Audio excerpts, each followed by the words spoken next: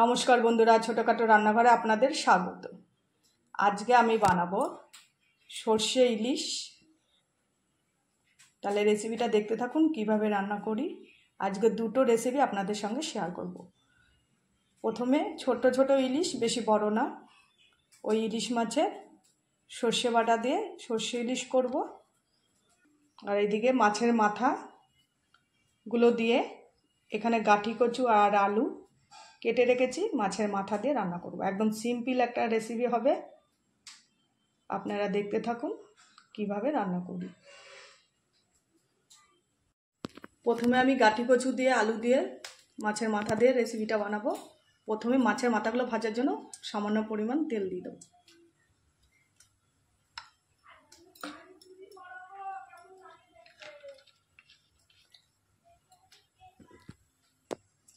এদিকে তেল গরম হয়ে গেছে, প্রথমে মাছের মাথাগুলো ভেজে নেব।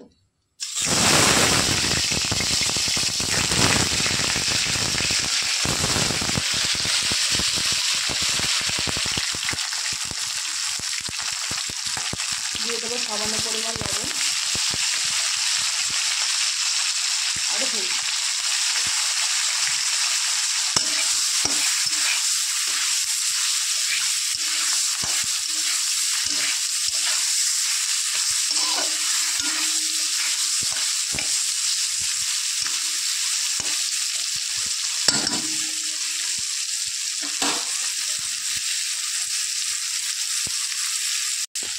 মাছের মাথা ভাজা হয়ে গেছে, এবার আমি তুলে নেব।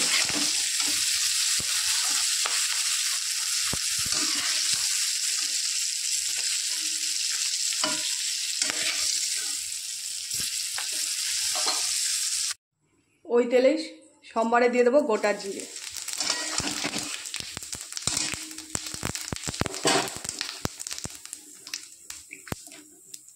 এবার দিয়ে দেবো গাঁটি কচু আর আলু।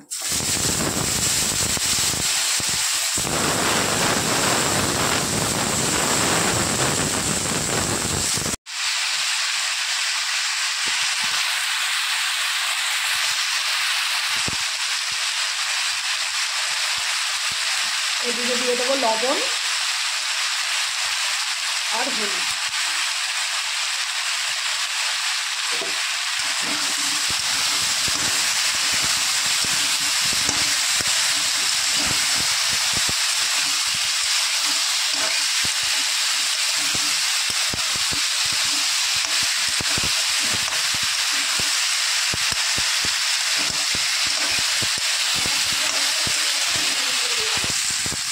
মাছের মাথা দিয়ে রান্না করব, বেশি মশলা ব্যবহার করব না, সামান্য দিয়ে দেবো একটুখানি জিরে গুঁড়ো।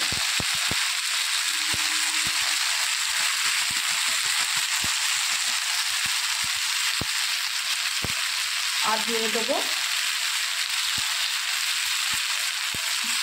লঙ্কার গুঁড়ো, সামান্য পরিমাণ একটু লঙ্কার গুঁড়ো দিয়ে দিচ্ছি।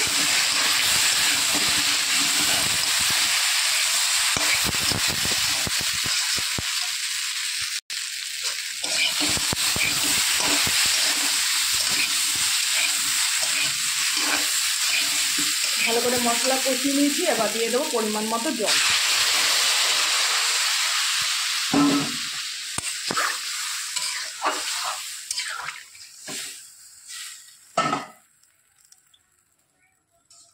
আর দিয়ে দেবো কাঁচা লঙ্কা চেরা।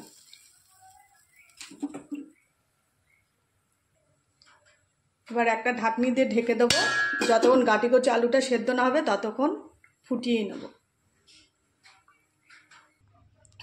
এদিকে তরকারিটা হতে হতে মাছের জন্য, ইলিশ মাছের জন্য সর্ষে আর কাঁচা লঙ্কাটা আমি বেটে নেব পাটায়।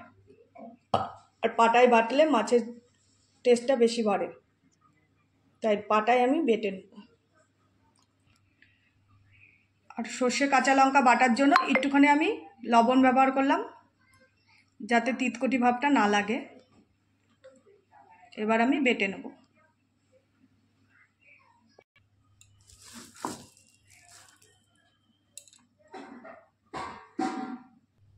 বন্ধুরা, বাটা আমার হয়ে গেছে, এবার আমি মশলাটা তুলে নেব। এদিকে তরকারিটা হতে হতে মাছটা আমি মেখে নেব। ইলিশ মাছটা একটা কড়াইতে নিয়ে নিয়েছি। দিয়ে দেবো সর্ষে বাটা, সর্ষে কাঁচা লঙ্কা বাটা, আর দিয়ে দেবো পরিমাণ মতো হলুদ।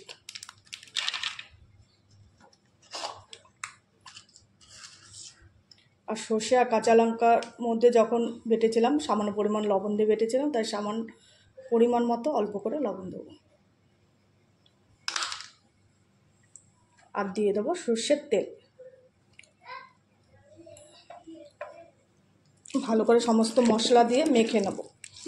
আমি কড়াইয়ের মধ্যে একবারে মেখে নিয়েছি, মেখে থেকে একবারে বসিয়ে দিই।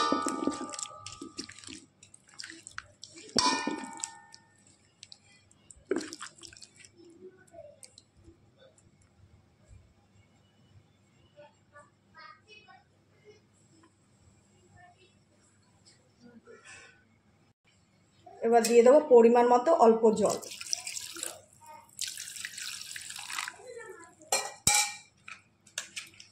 আর দিয়ে দেবো 4-5টা কাঁচা লঙ্কা।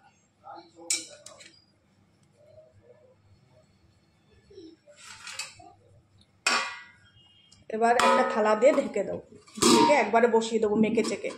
একটা ওভেনে গাঁটি কচি আলু দিয়ে মাছের মাথা দিয়ে তরকারি হচ্ছে, আরেকটা ওভেনে আমি মাছটা বসিয়ে দেবো। আরেকটা ওভেনে আমি বসিয়ে দিয়েছি মেখে চেকে ইলিশ মাছ। এদিকে গাঁটি কচু দিয়ে আলু দিয়ে যে তরকারিটা বসিয়েছি, ঢাকনিটা খুলে দেখে নেবো কতটা হয়ে এসছে। বন্ধুরা, আটটু হবে, আবার আটটু ঢাকনিটা দিয়ে ঢেকে দেবো।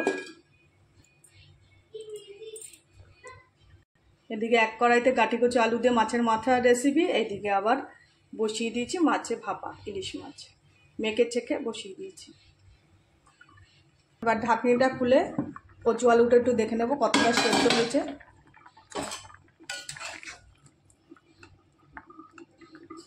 দেখুন বন্ধুরা, আলু আর কচু সেদ্ধ হয়ে গেছে। এবার আমি মাছের মাথাগুলো দিয়ে দেবো।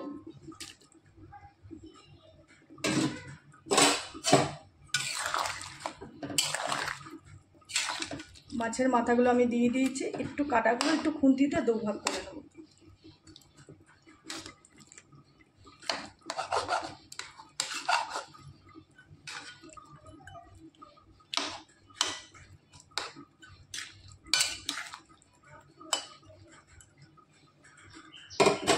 আর 10-15 মিনিট ফুটিয়ে নামিয়ে নেব।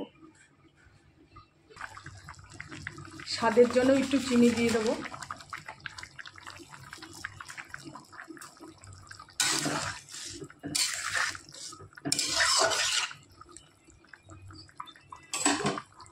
নুন, মিষ্টি, ঝাল তিনটে ব্যালেন্সে যদি সমান হয় খেতেও ভালো লাগে যে কোনো তরকারি। আর একদম হালকা পাতলা মশলা দিয়ে রান্না। ঝোলটা আর কিছুক্ষণ ফুটিয়ে নামিয়ে নেব। আর এদিকে কড়াইতেও ইলিশ মাছ রান্না হচ্ছে, মেখে চেকে একদম বসিয়ে দিয়েছি। বন্ধুরা, তরকারি আমার হয়ে গেছে, এবার আমি নামিয়ে নেব। গাঁটি কচু দিয়ে আলু দিয়ে ইলিশ মাছের মাথা দিয়ে রেসিপি আমার হয়ে গেছে। এবার আপনাদের দেখাবো ইলিশ মাছ ভাপাটা কতক্ষণ হচ্ছে। ওই ভাপা বলুন মেখে চেকে বসানো একই, দুটো রেসিপি পরে একসাথে দেখাবো। এদিকে ইলিশ মাছটা প্রায় 15-20 মিনিট আমরা বসিয়ে দিয়েছি মেখে চেকে। এবার ঢাকনি তুলে দেখাবো কতক্ষণ হচ্ছে।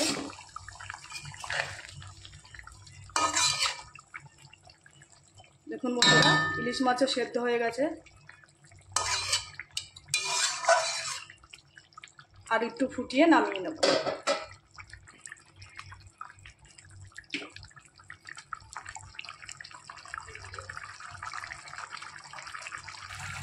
বন্ধুরা, এদিকে আমার ইলিশ মাছও হয়ে গেছে। এবার আমি গ্যাসের ওভেন বন্ধ করে নামিয়ে নেব। আর নামানোর আগে একটু সরষের তেল দিয়ে নেব।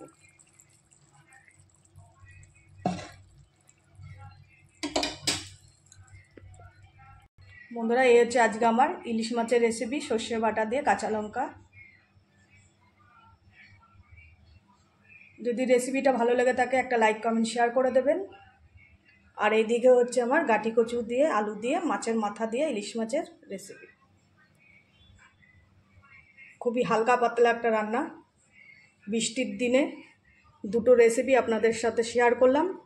যদি ভালো লেগে থাকে একটা লাইক কমেন্ট শেয়ার করে দেবেন, আর চ্যানেলটি সাবস্ক্রাইব করে দেবেন, আর আমার পাশে থাকবেন আমার চ্যানেলটা প্রচুর এগোনোর জন্য। এখনও কিন্তু বন্ধুরা 1 বছর হয়ে গেল আমার চ্যানেলটা এগোচ্ছে না। আপনারা সাহায্য না করলে আমার চ্যানেলটা তাড়াতাড়ি আগাবে না। তা আপনারা আমার একটু পাশে থাকবেন। নমস্কার।